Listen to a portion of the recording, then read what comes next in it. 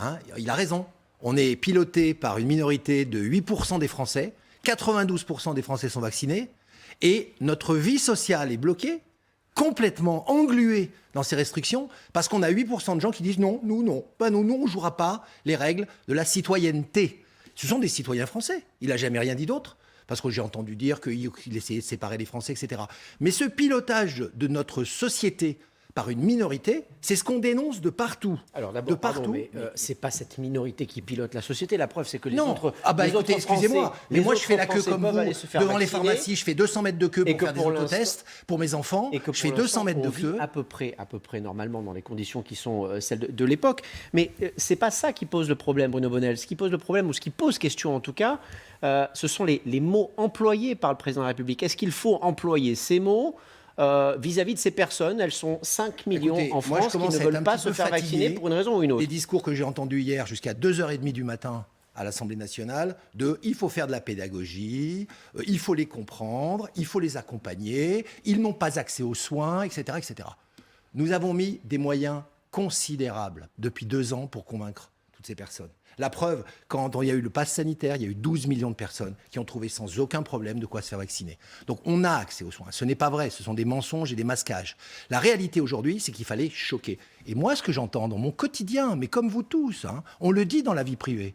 Oh, écoutez, ces restrictions, ça nous emmerde la vie, quoi. Mais on n'est pas président de la République. Oui, alors quand le président utilise des mots de plus de 5 lettres, on dit il est hors sol et il ne sait pas communiquer. Et puis quand il parle le langage populaire de la reine, on dit ah ben non, il est président, il ne pourrait pas le faire. Oui, il faut marquer des points dans l'opinion de dire attention, oui, nous devons aller vers la vaccination. D'ailleurs, c'est ce qu'il répète dans l'interview du Parisien. Alors la parole, c'est un débat politique, à Laurent Jacobelli, pour le RN. Écoutez, ce qui vient de se passer est clairement une séquence indigne. Il a ramené le président de la République, la politique au niveau du caniveau. On en est à débattre sur le fait qu'il faille emmerder ou pas certains Français. Franchement, c'est pas à la hauteur. Ce président de la République est un pyromane. Voilà. Plutôt que d'apaiser les esprits, plutôt que de convaincre, il met de l'essence sur un feu et sur un brasier. Qu'est-ce qui va se passer ?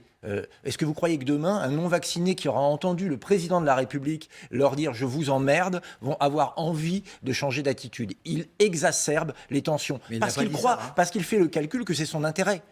Parce qu'en trouvant des ennemis, qu'ils soient virtuels ou réels, il va souder son camp. Mais on a tous été, à un moment ou à un autre, l'ennemi de M. Macron. Soit parce qu'on a une voiture diesel, alors à ce moment-là, il a stigmatisé les Français qui en possédaient. Soit parce qu'on était chômeurs et il leur a dit « vous n'avez qu'à traverser la rue avec du mépris ». Bref, Emmanuel Macron aura passé son temps à emmerder, comme il dit, c'est horrible de dire ça, mais ce sont ses termes, tous les Français, catégorie par catégorie, chacun leur tour. Et puis, il y a quelque chose de terrible dans sa citation. Il dit « j'ai envie » de les emmerder. Pas « j'ai le devoir de les emmerder », pas « je suis contraint de les emmerder », mais « j'ai envie », comme s'il prenait un plaisir un peu sadique. Ce président n'aime pas les Français, il aime la provocation. La Légion d'honneur à Madame Buzyn, c'est une provocation.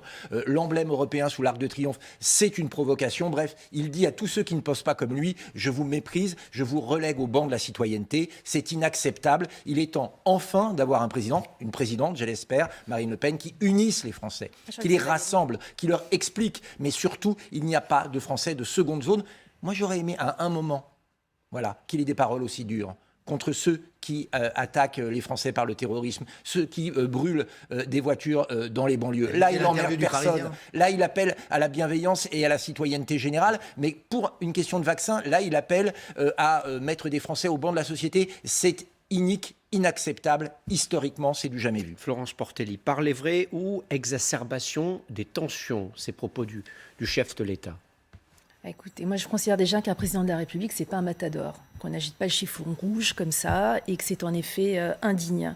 Il avait dit d'ailleurs qu'il avait appris à aimer les Français. C'était une phrase d'ailleurs qui m'avait beaucoup choquée parce que moi je considère que nous tous sur le plateau, on n'a pas besoin d'apprendre à aimer nos concitoyens. Et ce qui m'a frappée dans ce quinquennat, c'est souvent l'absence d'empathie. Et cette interview, où il est tout fier, d'ailleurs ça a été relu, quand même, c'est pas du à froid, du à chaud, pardon, c'est du à froid.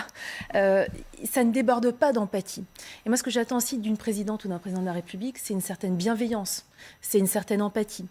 Et dans une société extrêmement fracturée, qui est de plus en plus fracturée, où les gens ont un sentiment, ce qui est très grave, d'indignité.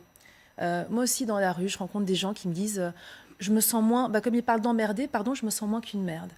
parce que j'ai pas de boulot, je suis pas bien, j'ai des problèmes, je ne sais pas où je vais. Je dis pas que c'est le cas de tout le monde, mais il y a des gens qui vivent ça. Et ce sentiment très fort d'indignité d'une société fracturée, on n'a pas le droit de l'exacerber. Et enfin, moi je vous dis ça, j'ai été une des premières à faire un centre Covid en France qui est toujours ouvert depuis mars 2020. Je ne suis pas anti-vaccin. J'ai mes 3 doses. Donc je suis vraiment là-dessus, je suis droite dans mes bottes. Mais ce n'est pas pour autant que je méprise les gens qui ne font pas mon choix. Et en plus, dans les gens non vaccinés, moi j'en connais qui auraient aimé être vaccinés, mais sur des questions de prescription médicale, ils ne peuvent pas être vaccinés. On leur dit quoi à ces gens-là? C'est des sous-citoyens. Mais excusez-moi, ils existent quand même. Et même ceux qui visent, on ne leur parle pas comme ça. Et à la veille, en plus d'un vote important, on n'exacerbe pas non plus les tensions. Donc oui, je trouve que renforcer le sentiment d'indignité des gens, après en plus la crise des gilets jaunes, après aussi des petites phrases qui ont illustré le quinquennat, comme cette phrase terrible, sur un quai de gare, il y a des gens qui ne sont rien. C'est peut-être la phrase qui m'a le plus choquée.